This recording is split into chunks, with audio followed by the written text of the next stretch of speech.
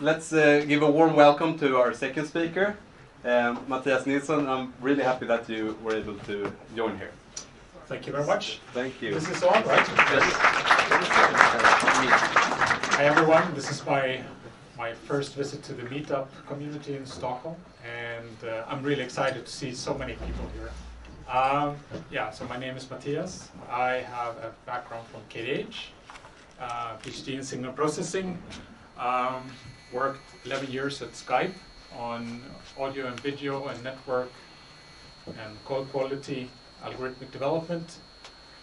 Spent 1 year at FUI doing deep learning stuff, NLP and computer vision. And then since June last year, I'm with Taxify, as we were called back then, and now transitioned to Bolt. So it's a small startup of 800 people, and the story began more than 5 years ago. The founders, two brothers, Martin and Marcus Willing, and they got sick and tired of not getting a taxi home after a late night in Tallinn.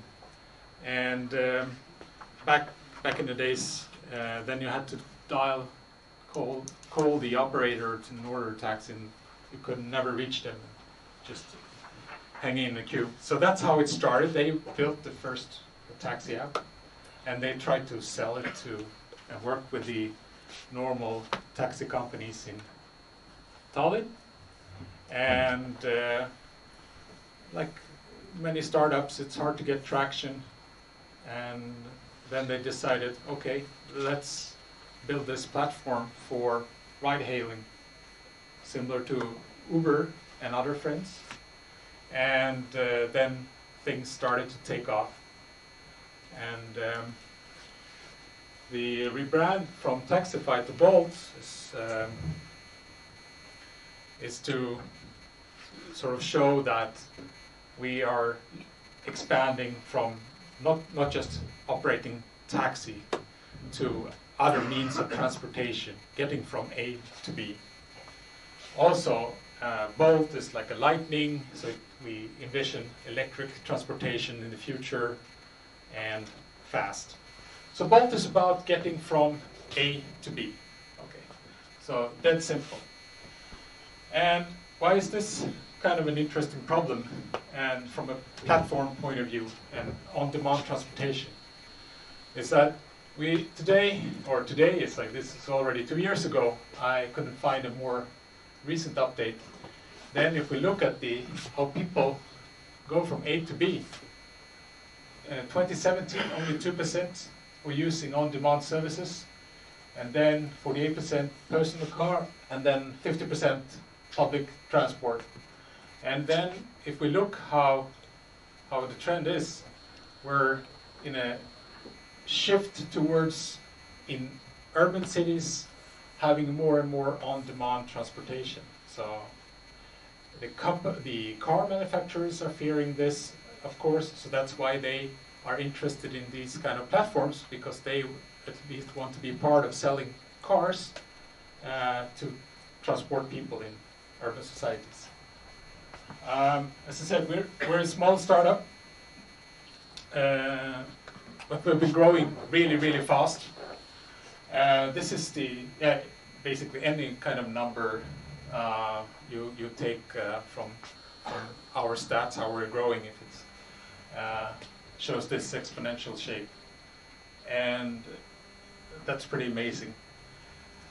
And we have today 25 million riders, and we're operating in more than 30 countries. We started operations in Stockholm last week, so things are, please use the service, so maybe I get bonus one day. And about the company as such, as I said, we're 800 people, around 130 engineers, trying to reach 200 engineers. Main center is in Tallinn, Estonia. We have dev centers also in Bucharest and Warsaw. And I'm looking for some buddies here in Stockholm as well, working on some data science problems. I will go into details on that. So this is where we are present at the moment, and in addition Sweden and maybe some other countries that were not updated. But it's kind of funny because no one, I mean, when I joined and up till recently, people asked me, where do you work? I said Taxify, and oh, you work on taxes, and no one in Sweden had a clue about this company. And maybe it's still like that, but hopefully that will change today among you guys. So we're actually number 1 or number 2 in the Eastern European part and in these African countries. And it's a huge market, and we're expanding. And of course, we do that together with friends. So Uber is present everywhere. Lyft recently filed IPO, right, or went public. So they were valuated at $30 billion US, I think, their IPO. And then in China we have companies like Didi, like super big companies, and Ola in India and Grab in Indonesia, and so on and so forth. So there are a lot of competitions among friends, right? So which is healthy for both the riders and the drivers. So before embarking on sort of the machine intelligence problems that we're trying to solve, I thought I could just mention this like network effect in ride-hailing. So basically, if you can offer low ETA and low price, you get more demand. So time of arrival of a car. So if you can get a car fast at a good price, there's high demand or more demand, which generates more rides per hour for the drivers, which in turn get more drivers wanting to be on the platform. So this is sort of the echo or network effect that we try to stimulate with our work and to gain size or to grow in size. And the product as such, it's an app from which you can order. We have at the moment cars, motorcycles are very popular in Africa, and then we also have these electric scooters that you see all over the place here in Stockholm. We don't have them in Stockholm. We have them in Paris and Madrid. But the foundation is this infrastructure and data. And on top of that, we built some intelligence, machine intelligence. And as I said, like when I met some folks here in the beginning, it's quite broad definition of what is machine intelligence. It's sometimes like what Robert talked about, a deep neural network, but sometimes it's an if statement. And we're not so picky about that. I mean, we're trying to solve real business problems. So if an if statement works, then we go with that. And then these intelligence, they feed operational functions, which are then in turn, some of them exposed to the user. And these operational functions can be campaigns. How do we stimulate, like to get drivers to join our platform and be there, and riders to see our platform? I mean, in the Facebook flows right now, you've probably seen like advertisement of Bolt, please ride this weekend, you get 100 crowns discount or so. Pricing is to get the right price. This is like a two-sided marketplace. You want to have it be fair to the drivers doing the work, and also fair for the riders getting a good value for their product. Other machine intelligence problems are dispatching. How do I assign cars or means of transportation? We have customer support, Actually, at the moment, the largest set of people at Bolt, they are customer support. So making that not grow exponentially as you grow as a business is very important. Then, of course, we also have some people who wants to take advantage of the system. I think you're all experiencing that, who are running a business. So anti-fraud is pretty important, and some other things. So campaigns. Stuff we do in campaigns can be quite simple things like just this like recency, frequency, monetary split, basically a clustering of user profiles, how often they are on the platform and how much value do they bring, right? And you can do that, use such simple thing to tailor campaigns because it's like you're investing a lot of money and you don't want to waste investors' money, right? We also have machine learning models for getting like automatic flows of people to get becoming engaged in the platform. So who to stimulate from register to actually activate, and from activate actually to engage with the platform.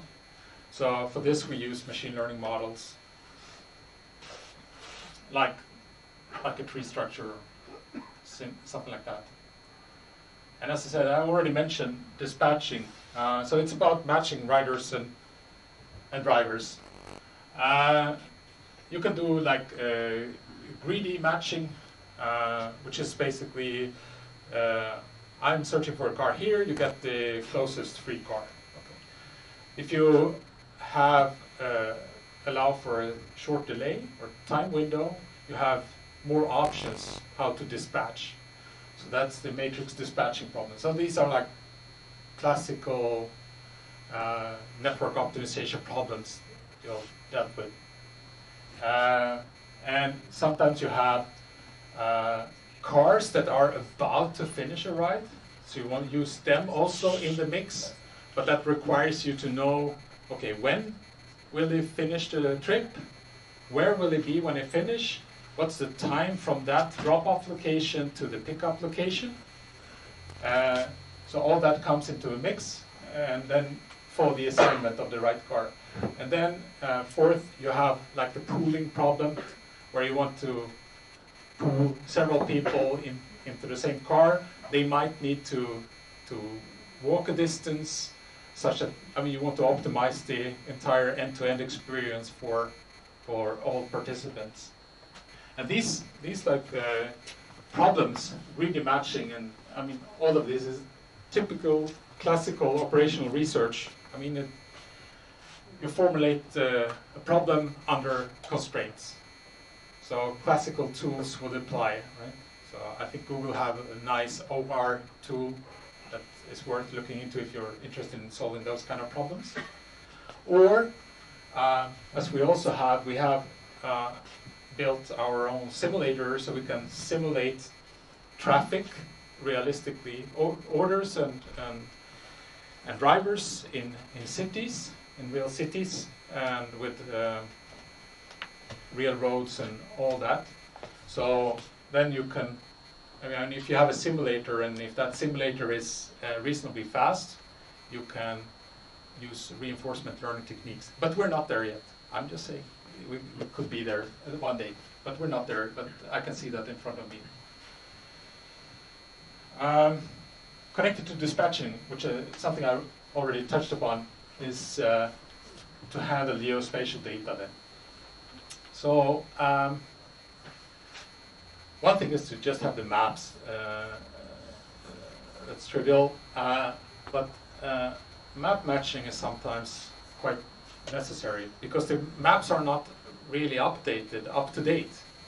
So we can use, we get so much traffic, so we discover actual new roads. This is quite common in some of the countries in Africa that we operate, that we then learn new roads and update the map accordingly. as I said, it's important to do ETA estimation. I mean, how long time does it take to get the car or a motorcycle? Machine learning models, and we have, I mean, we have experienced when you have a lot of trips, you have a lot of data to infer from and build models for ETA estimation. We also have do smart pickups. Where are good points to start your journey? I mean, and this can be optimized for get from A to B in the fastest possible way. Maybe it's a recommendation, just walk across the street. I mean, then the car doesn't have to go 500 meters and turn around. These kind of things. So that is also where we use machine intelligence. Pricing is another area. As I said, it's a two-sided marketplace, riders and drivers, and we're entering also the food industry, or food delivery industry. So then we have a three-sided marketplace that we need to optimize for. And in pricing, if we talk about our classical product, then it's the base price, and then we have a dynamic price component on top of that. So trying to balance demand and supply in real time. And we have an upfront price. You have to calculate the duration and distance and get the final price and show that to the customer. So balancing demand and supply, which is something since I started, I've been working on. So it's basically riders and drivers, they have different price sensitivities. So it's illustrated here, like if you increase the price, then the ride probability will drop, of course, for the rider. Yeah. But from the driver's point of view, it's of course good. He is more likely to accept if the price goes up because he makes more money. And if we look at the demand versus supply situation we have typically in busy cities, then the weekday rush hours maybe 1.5 times supply, and New Year's Eve then we have sometimes 10 times as much demand as supply. And we control this then with price multiplier. And so this is what I've been working on since I started.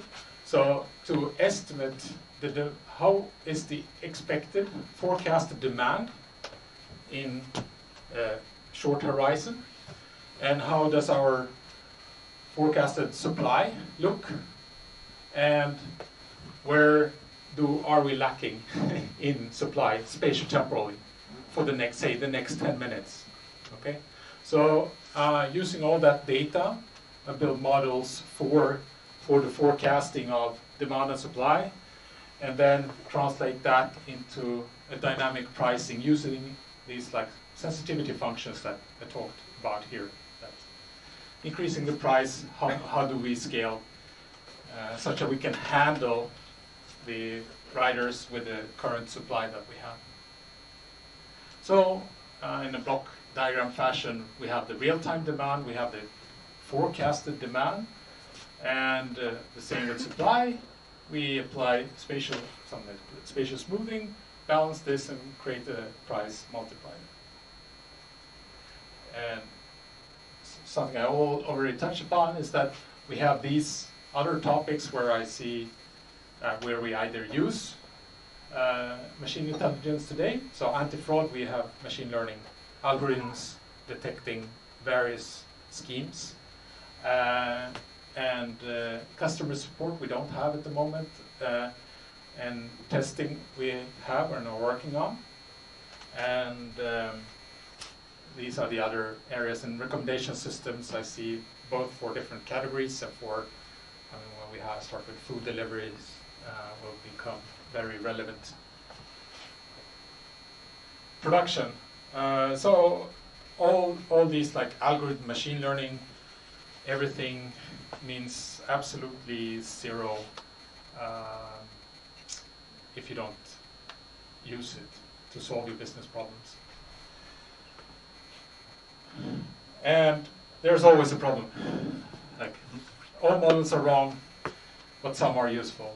And so this is my rule of thumb. And also, if you're not embarrassed by your first version of your product, you launch too late. So we believe strongly in, you build something, it's a pain. And honestly, the first thing I shipped and tested, I was honestly really embarrassed of. But it went out there, it showed some gain in terms of the business metric, and we build on top of that and refine iteratively. And that's so important, so you can't sit and wait and make things perfect before taking it into the product, then you will never launch. And so it's very important that we have like a framework from going from idea to product. So to facilitate that, we are working on a machine learning platform.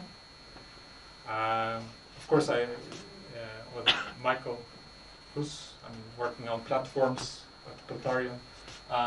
Would be interesting to hear your thinking around this. But basically, we have a data lake, pre-processing stages, model lifecycle. We need to have data exploration to understand the business problems, and we need to have data quality functionality. And we want to create automated workflows, so manage data to create feature stores that we can use for inference, train and deploy models, make prediction, monitor prediction. All this should be, at the end, automated. I think a very interesting aspect is also what kind of requirements do you actually have for your production system. And in our case, so maybe like deployment means different things depending on what kind of problem that you solve. And here, for instance, I try to illustrate that with how we're running campaigns typically. It's like you try to predict or come up with a scheme for, say, next week or next 2 weeks. So it has a different cadency. So you do a batch processing of all the decisions that you need to take for the campaign. And dynamic pricing, you run this on a minute basis. So it has some requirements on real time and latency. And for the ETA estimation, that's for every single order that comes in. So it's huge volumes. So that has to be really efficient. So that puts different requirements on the deployment of these that we have to take into consideration when we do this like machine learning platform. Whatever that will never finish, of course, because that's a moving piece. And as just an interesting example, like if we take the ETA estimation, just doing this kind of simple thing, it's kind of an interesting trick. I mean, I'm mostly comfortable with Python, and a lot of the code we do is in Python, but then for performance optimization, then you do various tricks. And of course, like Robert, probably like everything should be on a GPU, squeeze it, run it really fast. But what you can do in between, before you end up there, it's simple Python to Treelite, and then port code to the resulting net tree to JavaScript, and you get really good performance gains. Just to illustrate the sort of flavor of work that we do, and it depends on the actual product at hand and what you're trying to achieve.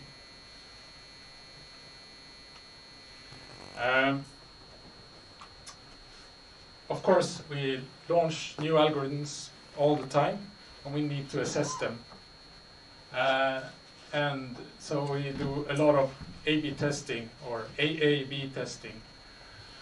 And the challenge that we have is that actually the metrics that we're looking at, they change quite significantly from day to day, but from week to week. Weekdays to weekends are very different in patterns. Season patterns are very different.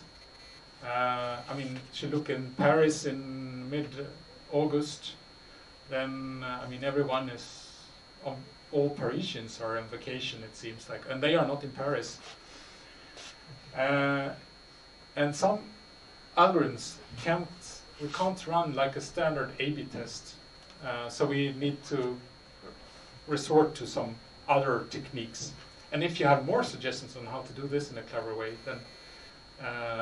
then let me know. But basically, when you have an algorithm that tries to optimize something that would affect the other group, I mean, you can't really split them. You have to run interleaved tests or create a synthetic control signal based on some other data that you have. So, but this A/B testing is very central. To wrap it up, yeah, this talk was very different from Robert's talk. It was very hardcore detailed. I just wanted to give you a flavor of what kind of problems that we're working on, and basically that. So Bolt is a unicorn in the sense that it was last year valued at $1 billion US. We had a $174 million funding led by Daimler. That was May last year. We get terabytes of new data every day. So as a data scientist and machine learner, it's cool to work on real data, real size problems, or real problems. And we have, as I think I illustrated, we have a very diverse set of problems and algorithms. As I said, machine intelligence to us means everything from if statements to a deep neural network. And as you also notice that we just started. The data science team, we're 10, 15 people. We were formed a year and a half ago, approximately, and there is plenty of stuff to do. So I illustrated that with a drawing. This is the best I could draw. So it's a green field of opportunities. And I'm not from Göteborg. Maybe, yeah. Anyways, so that's all I had to say at the moment. So you can find openings here.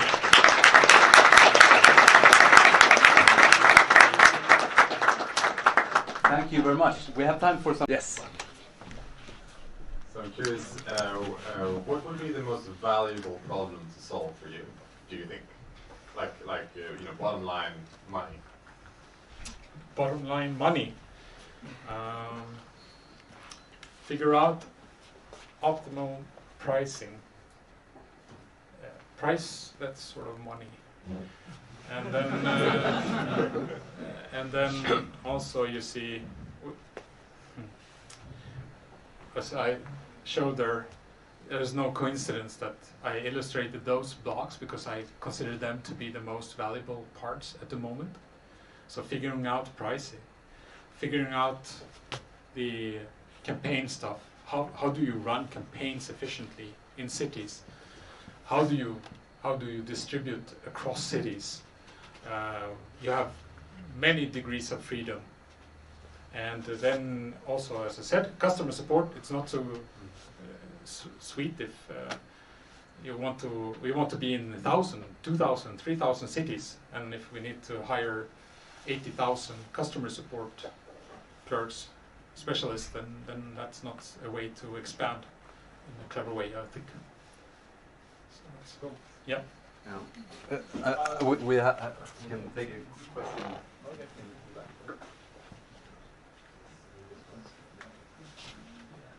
I'm just curious about the dynamic pricing problem. Have you looked into reinforcement learning and applied, or do you have any success with it? We haven't looked into reinforcement learning yet. It's yeah, try simple things first, iterate, to move to more and more complicated stuff if you need to, right? Thanks. Send it back. I think for you. Oh. Okay, we have one.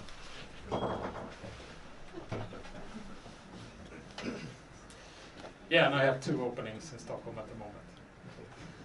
Yes. Important information. I was interested in the question you showed in a graph of the performance between the model implemented in Python and the model implemented in JavaScript. Right. So there is a little bit of a hassle in handling models developed by data scientists, which are not very good in, they're not, maybe not software engineers, and they're not so good in optimizing code. Right. So how do you make this transition between developing the data science prototype and actually developing the actual product that's going to be in the production environment? I think that's a really, really good question. In past, I mean, I was applied researcher at Skype, and we had many, many attempts of doing research and getting that into production. What really works is that you do it yourself. And no, but seriously, and we have really good software engineers, and we ask them for code reviews, right?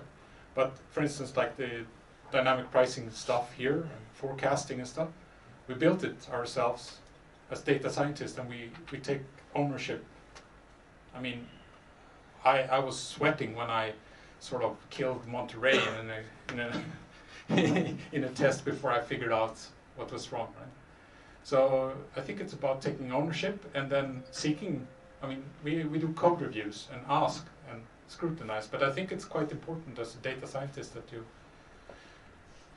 own quite large part of the system that you're. I mean, you're formulating the business problem as a data scientist, and you should handle many parts of it, I think. So don't be afraid of getting your hands really dirty. Thank you. 2 more questions. Do you have any plan for releasing datasets? Releasing datasets? Yeah. I think we already did something. Maybe it's not. I mean, it's not like a real, but almost. So there is like a robotics competition data set. It should be available that you can experiment with. But we don't have any plans right now. Not like Manhattan data set or something.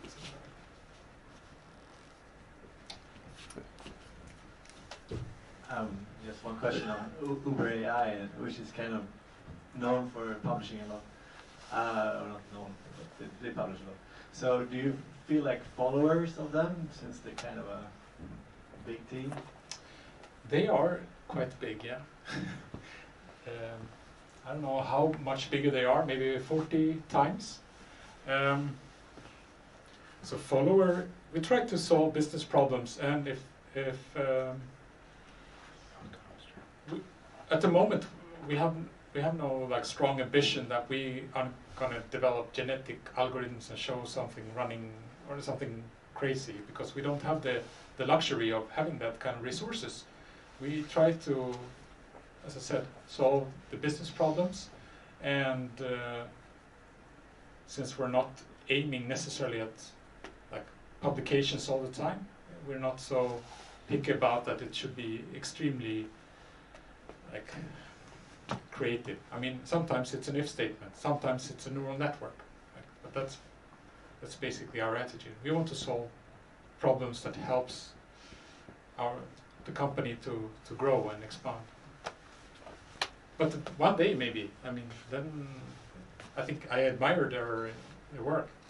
A lot of really cool and good stuff, and also they are open sourcing a bunch of stuff that are really, really helpful for the community. So I hope we can do that also one day.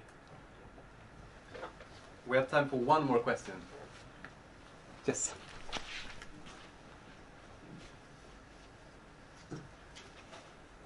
Just looking at the heat map that you showed with demand and supply, and the lack of supply. I wonder how granular are your zones? How much do you divide a city or a country, or how do you approach putting the demand and supply in different zones? So that's a fudge factor, I would say. So you experiment with it, of course. What makes sense and what's not. So what is the true answer to that? Right? How much should you spatially smooth supply, for instance? Base it on the economic zone. You know, the Wall Street pays more than Bronx. Well, this is not done like that necessarily. No, but then I was doing a smirking smile, but seriously, it's where there is high demand, and then of course the price sensitivity functions that you need to learn, right? But they are time and space dependent.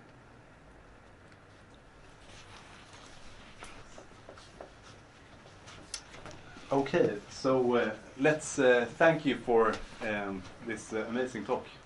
Thank you.